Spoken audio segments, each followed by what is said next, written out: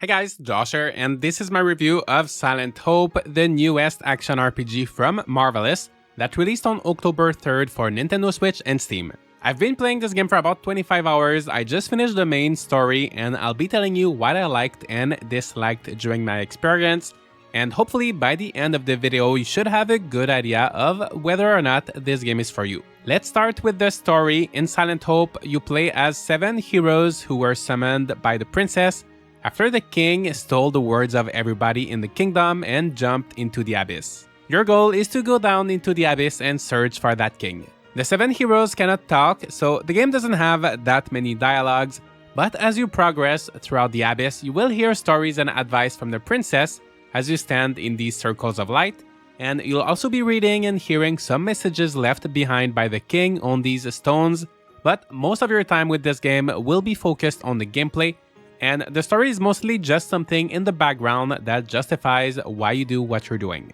That being said, it did manage to catch my interest, and while I did not stop to listen to everything the princess had to say, it was interesting to read the king's messages and see things from his perspective. Also, while you're in the base camp, the princess will comment about every single thing that you do, and she does get annoying pretty quickly. Give it your best.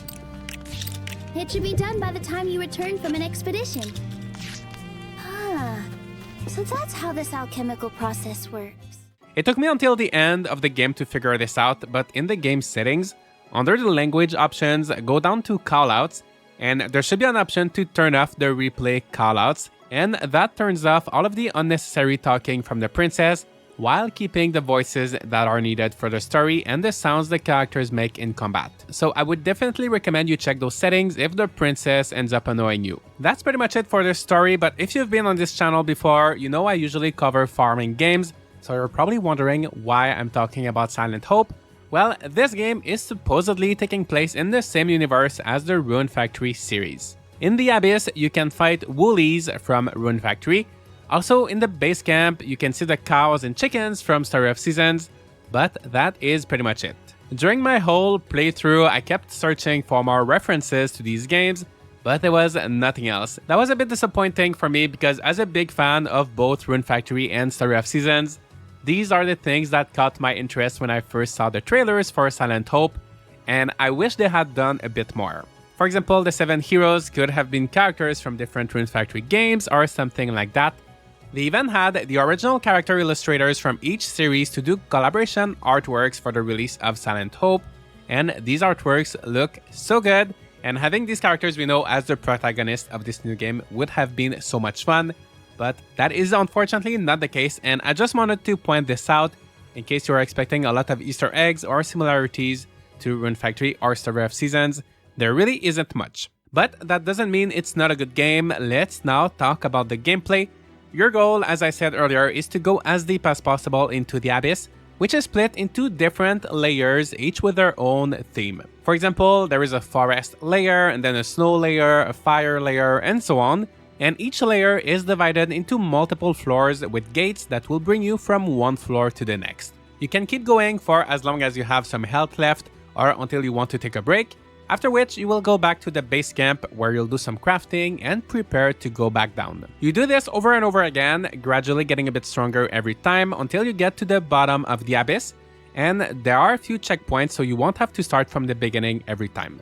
Each floor of the abyss is procedurally generated, so your experience will be slightly different for each run. You will quickly recognize the same layouts and patterns being reused, but it is enough to at least make it feel like you're not doing the same exact thing every time. Silent Hope also manages to keep the Abyss interesting with a few twists. So for example, some floors will have statues giving you extra challenges, such as completing the floor without using any potions or defeating a certain amount of enemies in a row without taking any damage. Completing these challenges will reward you with extra experience as well as runes, which is the currency used in the base camp. Other times, you will find these memory rifts, which are optional doors that bring you to an area filled with elite monsters who are stronger than usual, but will also give you better items and more experience. Completing these memory rifts will bring you right next to the gate that will lead you to the next floor, so they can be a shorter but riskier way to complete a floor, especially later in game when floors get bigger.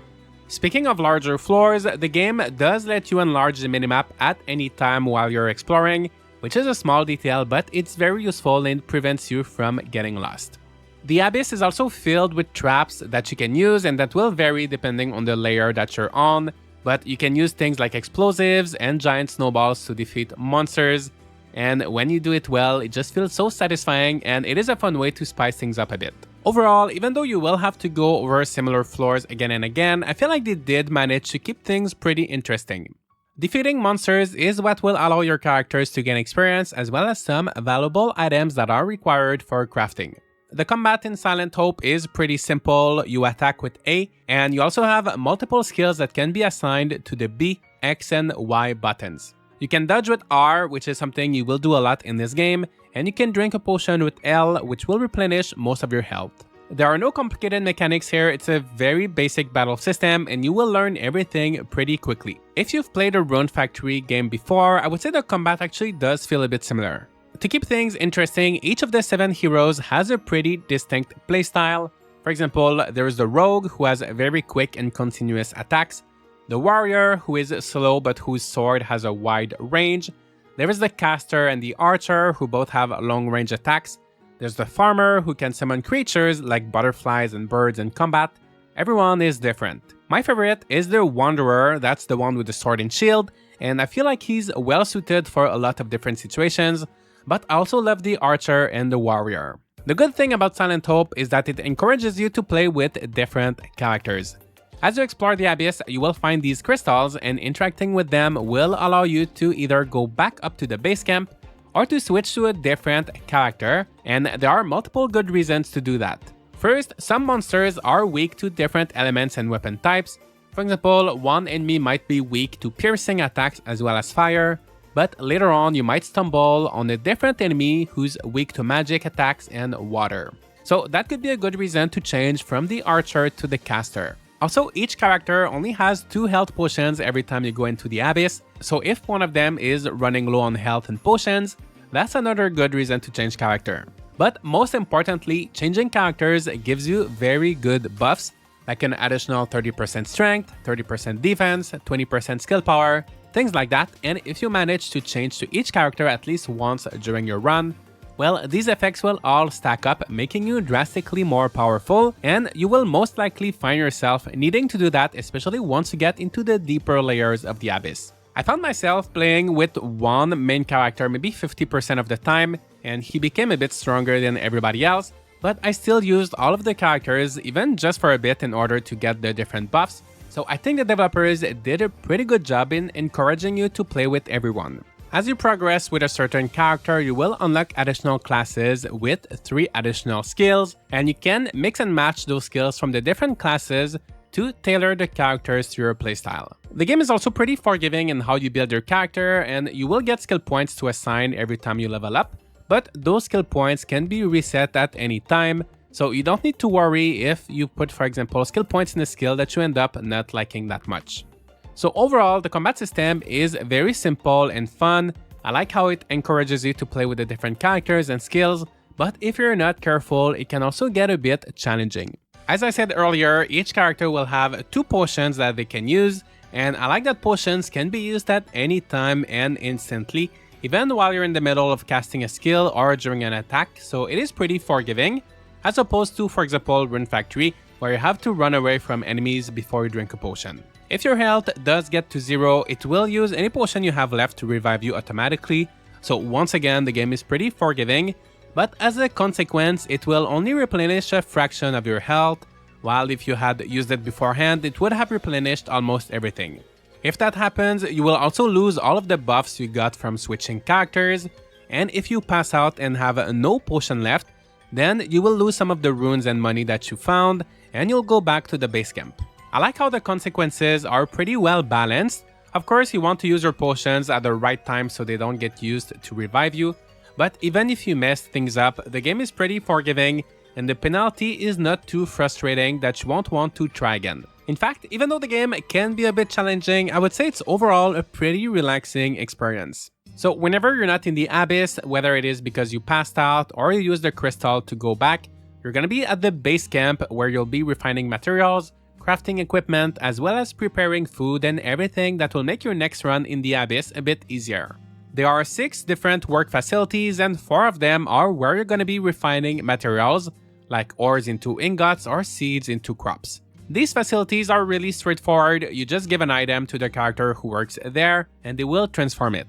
So for example, if you give 1 turnip seed to the farmer, she'll give you 1 turnip. You give 1 gold ore to the alchemist, and he'll give you 1 gold ingot. They will take some time to refine these materials. You can actually pay them to have them do it instantly, but unless you're in a rush, you can go back to the Abyss and most likely everything will be ready when you return. I wish that transforming these materials was a bit more fun. Maybe we could have had some minigames for farming and taking care of the animals, or at least something more than just a menu. It does get pretty tedious having to select items to transform every time you get back to the camp, and I wish there was a way we could automate things. Especially after upgrading the facilities, you can process a lot of items, and it becomes quite time-consuming and not very fun.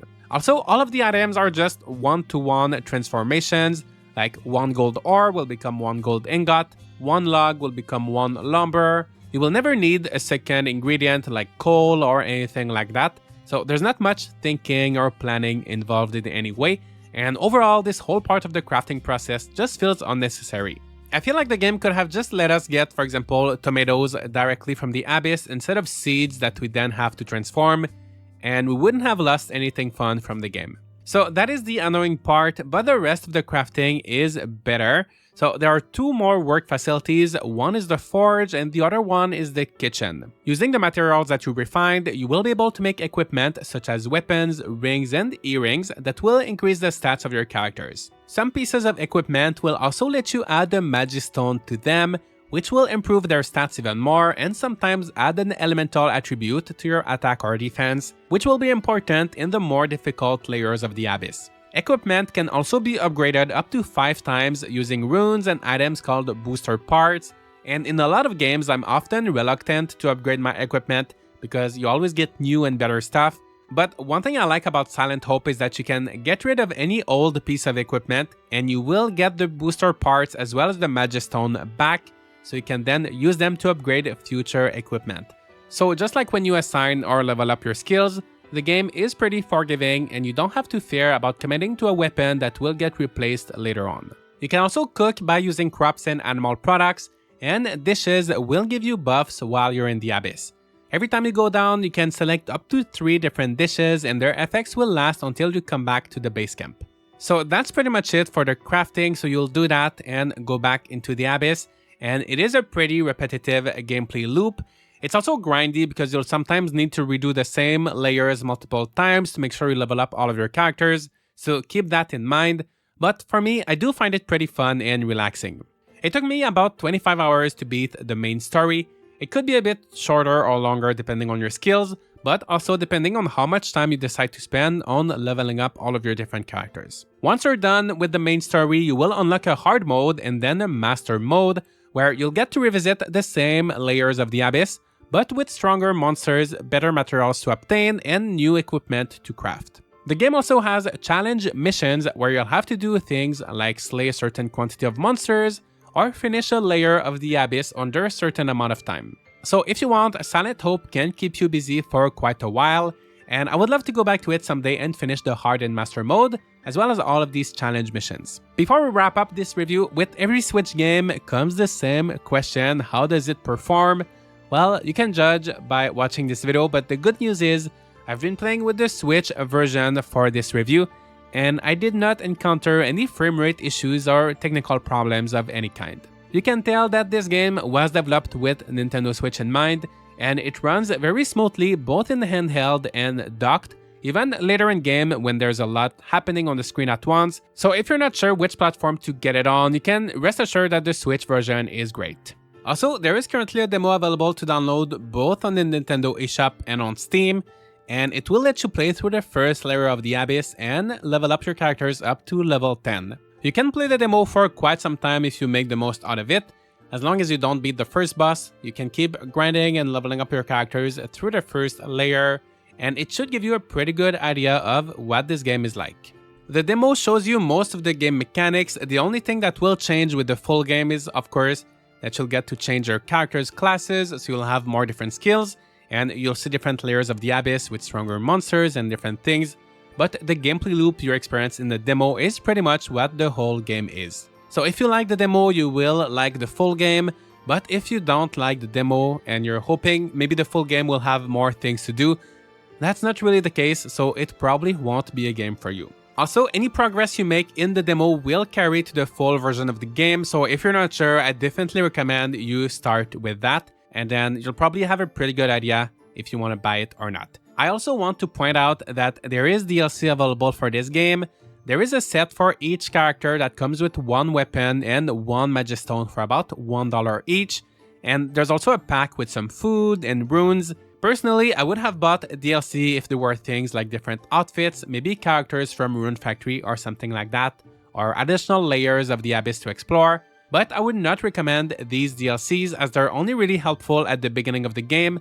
The weapons do look great, but they're not that strong, and overall, these DLCs just don't add anything really new to the game. In conclusion, I would say I quite enjoyed Silent Hope. The combat is fun, and even though the mechanics are easy to learn, there is just the right amount of challenge. There's a good variety of characters and skills. I love the incentive there is to play with everyone, and I feel like this could be a great game if you're looking for something that will let you mindlessly slash through enemies. Of course, if you don't mind the simple and repetitive gameplay loop. I was hoping for a bit more connection to the Rune Factory universe. I also didn't like the crafting too much, but I think the rest of the game makes up for it. Once again, there is a demo. It gives you a really good portrait of what the full game is like, so I would recommend checking that out if you're still not sure. And let me know what you think of Silent Hope. Have you played it? Do you like this game or not? Let me know all of your thoughts in the comments. Leave a like and subscribe if you'd like to see more content like this, and I'll see you all in the next video.